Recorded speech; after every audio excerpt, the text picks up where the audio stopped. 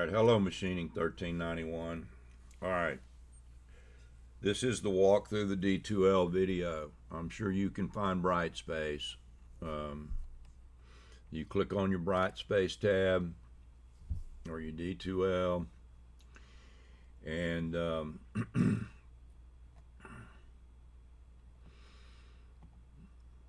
come down here and find your course. Alright, you can ignore the Y002, it will be inactive. Y001 is what you want, Special Topics in Machine Technology. Click on it and open it. Just like in the syllabus, here's the important stuff. All the dates, there are the assignments, there's instructions for opting out of the STAR bundle. This is my mission statement. Let's go over here to course content. Okay, here's the table of contents. Table of contents. Here's where the syllabus will be. We've already gone through the syllabus. We've had a video for it. In here will be the updated video list when this course, by the time you get access to this course, and it's just a PDF. You'll open it, download it, and this was for spring. This will be replaced for the fall, and those are your videos for walking through D2L and that sort of thing. All right. So let's go back to content. Let's see what else we've got. Reference materials. Reference materials. Master machining formulas. Stare at tools and rules if you haven't got that already. Haas lathe programming manual. All these are in PDF. I suggest you download these. The Haas mill programming manual. Haas live tool op program with DS manual. So these are all downloadable. You click on these, they're PDFs. You click on that little icon right there and it'll say download. Download that to your thumb drive or your hard drive on your computer. And that's where all that is at. Now the important stuff, the project requirements. Let's go to the project requirements. Okay. This is a bolt welding jig and heat sink. Okay. You can ignore the fact that this says spring 2026. You all know we're in the fall 2026. Okay. The attached set of drawings is the assigned project. You can read through this. This is a real world project which was designed and built by me for my gunsmithing. There is a weldment as part of this project. You're to ignore the weldment as it is not machining, it's welding. You are to generate the following for the project. All coordinate geometry for all the parts delineated so I can read them and check them. If the drawings have coordinate geometry on them from me, you are to check them to make sure they're correct. Delineate in a detailed manner how you're going to make each part, the order of operations. You will list all cutting tools needed, including the size, the diameter. Each tool will have a tool number tied to your programming. You will list all cutting speeds, feed rates, etc. for each tool delineated to the operation and the part. The cutting speeds and feed rates will have calculations for each one proving it is the correct speed and feed. That's right. You need to have a speed and feed rate calculations a part of this project. Okay. Now, surely you have not forgotten your formulas. All right. The drilling and tapping for each hole will have calculations for percent threads you're going to use with the corresponding drill diameter. Here is a link to the Geurig, which will help you come up with if you want 65% thread engagement or 70 or 75, etc., etc. For the heat sink, all coordinate geometry and threading calculations for single point threading. For all the operations delineated above, you will generate a typed set of G codes for programming the project on a host machine. These codes will be tied back to each operation, including but not limited to speeds, feeds, and tool changes, and anything else you feel I need to know to prove that you know your machining business. Now, items A through H above, okay, midpoint equals 50 and final equals 50. Therefore, each one of these is worth 6.25 points each, times 2 for midpoint and final. You do not have to wait for the official due date. If you finish early, you will be done with the project and the course. Matters not if you finish both the midpoint and the final in 8 weeks or 3. Yes, you can use CAD/CAM software. Remember, this is a 100% online independent study course, so there will not be much hand-holding. You have finished all the machining courses, so you should be able to do this. I reserve the right to add to this list if needed. Any questions, you email me. Now that's what the final looked like for a Remington 700 bolt.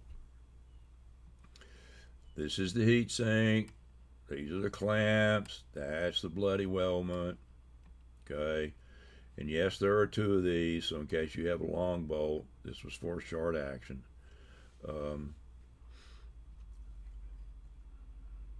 It quickly aligns and positively holds bolts and knobs for welding, in case you want to change the angle of your bolt. Okay, and the heat sink keeps you from overcooking when you come in here and TIG weld the bolt handle. Any gunsmith who's ever tried to align a bolt knob with the cutoff stub of a military bolt handle while altering the bolt for scope mounting will love this jig.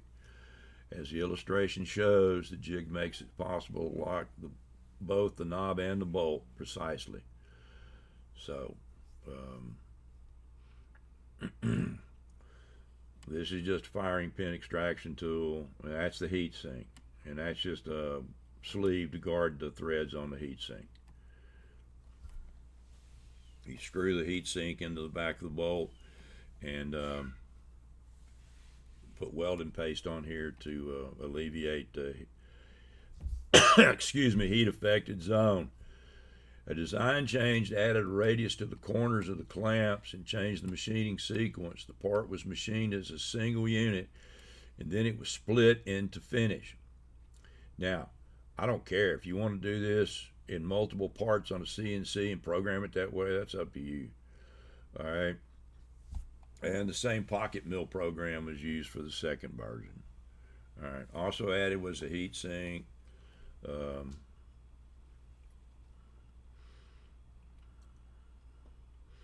Ignore this weldment for the project. That's the weldment. This is what you're going to program. Here are the drawings. Here's all the delineations for the threads and that sort of stuff. The dimensions. As you can see in the second revision, I put a radius in here.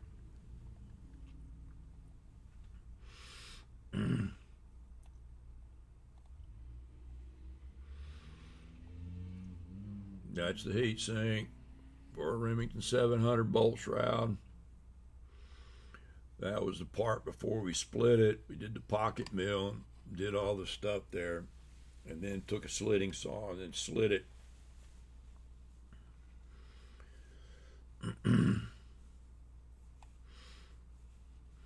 Another view.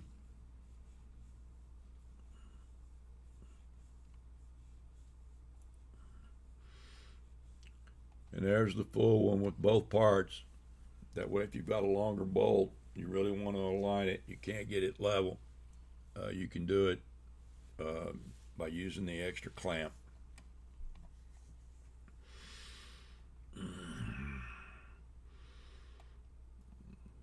Larger detail of the heat sink. That's the firing pin mechanism out of the bolt. Heat sinks inserted in the back of the bolt. That's for illustrative purposes. This bolt did not need to be cut or change the angle on. But you do the same thing. I've done the same thing for a Springfield, in 1903 A3 Springfield that was made in 1944, during World War II.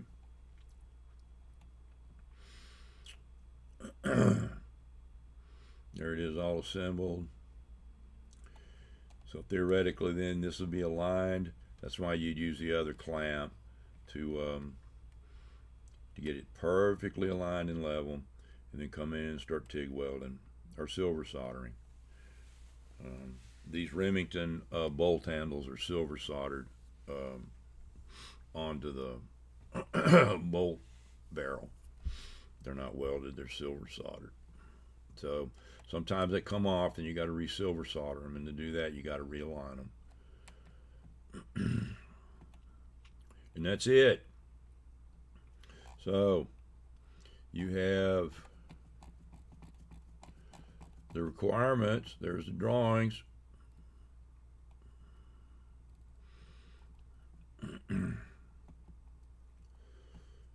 Remember, this was done in one piece and it was split.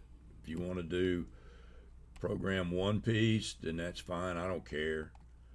And then you just make 4 of them. It's up to you. And but this is what's required. Remember, this is what's required, A through H, in a very readable form. If you do use a CAD/CAM program, whether it's Fusion 360, SolidWorks, I don't care, Spree, Mastercam, just submit your programming. Make sure you check it, because I've got the exact Haas programming to make this part on a Haas machine, both the mill and the lathe. So I'll be checking what I know works against what you submit. All right. If you got any questions, let me know. And again, even though this is not your course number, and this is, we know it's fall 2026, but this is the rubric. This is the course you signed up for, and it is Y001. Just this number changed from spring to fall, but all the stuff's still the same. So I think that's about it. How long did this one go? It's 12 minutes. So again, if you have any questions whatsoever, you let me know, and we will we'll answer them via email. All right.